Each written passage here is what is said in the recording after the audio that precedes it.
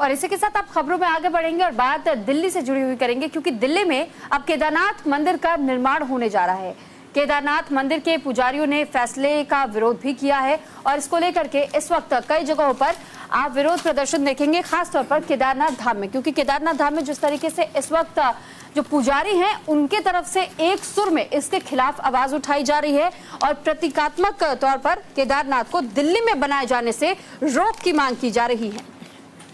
बिल्कुल, देखिए सबसे अहम चीज है कि जब ये खबर आई तो ये कहा जाने लगा कि क्योंकि चारधाम की यात्रा जो होती है वो अमूमन 6 महीने की चलती है और तब से ये कहा जा रहा था कि अब बाबा केदार का मंदिर जो है वो 12 महीने खुलेगा। तो लोग हैरान भी हुए कि आखिर ये कैसे मुमकिन है। तो पता चला कि दिल्ली में एक मंदिर बनाया जा रहा है, बाबा केदारनाथ का जो मंदिर है, जो धाम है, उसकी तर्ज पर।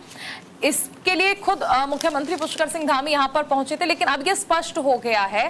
कि जो वहां पर पुरोहित हैं वो इसके विरोध में उतर आए हैं। पुजारियों ने ये भी कहा कि बद्रीनाथ और केदारनाथ मंदिर के नाम या फोटो का दुरुपयोग करने वालों के खिलाफ कार्रवाई की जाएगी। दिल्ली में केदारनाथ धाम ट्रस्ट के अध्यक्ष सुरेंद्र रौतेला ने एक वीडियो बयान में ये स्पष्ट किया है कि उत्तराखंड सरकार का राष्ट्रीय राजधानी में केदारनाथ मंदिर के निर्माण से कोई लेना देना नहीं है। तो बिल्कुल देखिए, ये अलग अलग अखबारों में, हिंदी और अंग्रेजी के अखबारों में भी आप इस खबर को देख पाएंगे। केदारनाथ मंदिर के तर्ज पर ही अब दिल्ली में जिस केदारनाथ के निर्माण करने का जिक्र किया गया था, इसी को लेकर केदारनाथ धाम में ही यहाँ कई ऐसे पंडित थे जिन्होंने विरोध किया और विरोध दर्ज करते हुए उन्होंने इस बात की मांग की कि क्या आप धर्म का मजाक नहीं बना रहे हैं और क्या आपके एक और केदारनाथ मंदिर दिल्ली में बना देने से क्या वाकई में महादेव को आप वहां स्थापित कर पाएंगे, क्योंकि यहाँ तो स्वयंभू शिवलिंग है। और इसी को लेकर के अब अलग अलग तरीके से अपनी आपत्तियां पंडितों की तरफ से, महंतों की तरफ से, संतों की तरफ से जाहिर की जा रही है। लेकिन वाकई चारुल, सवाल ये भी है कि जो भक्त केदारनाथ जाते थे उस स्वयंभू शिवलिंग को देखने के लिए, तो क्या दिल्ली में जाने के साथ ही क्या उनकी वो मनोकामनाएं पूर्ण हो जाएंगी जो या वो लगाव वो महसूस कर पाएंगे जो केदारनाथ से जुड़ा हुआ था? देखिए, हमारे एक कहावत भी की जाती है, कई सारे भजन के जरिए भी कहा गया है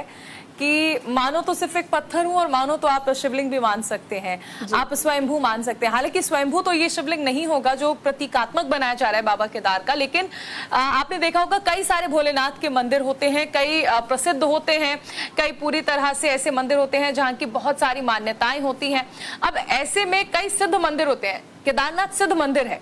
वहां स्वयंभू शिवलिंग है और वहां की एक कथा भी है और वो आप सभी को पता भी होगी कि किस तरह पांडव वहां पर जाते हैं पश्चाताप के लिए, अपने भाइयों की हत्या करने का जो उन पर गुनाह होता है। अब ऐसे में वो मान्यता तो नहीं होगी, लेकिन कई सारे लोग ऐसे भी हैं जो बाबा केदार के दर्शन के लिए नहीं जा पाते हैं क्योंकि वो उतनी पैदल चढ़ाई नहीं कर सकते हैं या हेलीकॉप्टर का खर्चा जो है वो अफोर्ड नहीं कर सकते हैं। उनके लिए ये जरूर एक सहूलियत होगी कि बाबा केदार का जो मंदिर वहां पर बना है वैसा ही एक प्रतीकात्मक मंदिर जो है आप पर देख सकते हैं। और ऐसे कई सारी जगह पर आपने देखा होगा, राजधानी दिल्ली की बात कर लें तो यहाँ पर एक ऐसा मंदिर भी है जो मां वैष्णो देवी की गुफा की तर्ज पर बनाया गया है। तो इसका अर्थ ये नहीं होता है कि उस जगह की मान्यता आप समाप्त कर रहे हैं या फिर नई वाली जगह को ज्यादा मान्यता दे रहे हैं या फिर उसकी उतनी ही वैल्यू कर रहे हैं। ये सिर्फ एक प्रतीकात्मक तौर पर मंदिर बनाए जाते हैं और आस्था जो लोगों की होती है वो वैसी ही जुड़ी रहती है। खाटू श्याम जी का मंदिर आप देखिए सीकर में है, तो वो अन्य जगह पर भी है। आप देखेंगे कि दिल्ली में भी अलग अलग जगह पर मंदिर बनाए जाते हैं। हाँ, ये है कि केदारनाथ का नाम लेकर आप अगर बना रहे हैं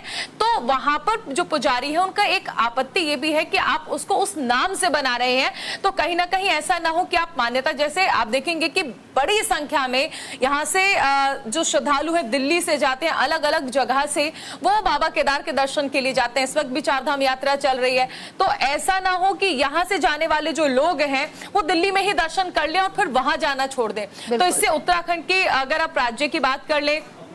तो राजकीय कोष जो है उसमें भी घाटा है,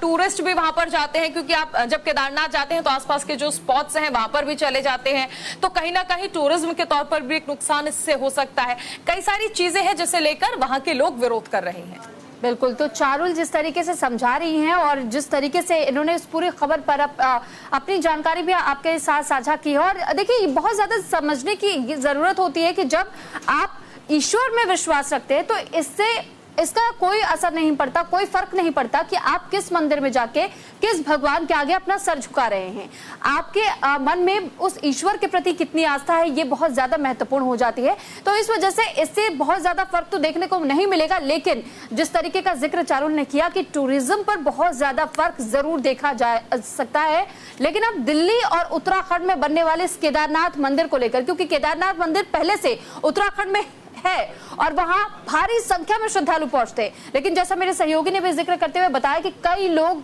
के लिए वो सहूलियत नहीं हो पाता है कि वो उत्तराखंड जाए और बाबा केदार के दर्शन करे। तो उनके लिए एक तरीके से दिल्ली का रास्ता जरूर खुल जाएगा कि वो दिल्ली में ही बाबा केदार को अपने मन में बसाते हुए वो दिल्ली पहुंच सकते हैं और केदारनाथ के दर्शन कर सकते हैं। ये अपनी अपनी मान्यताएं हैं और किस तरीके से लोग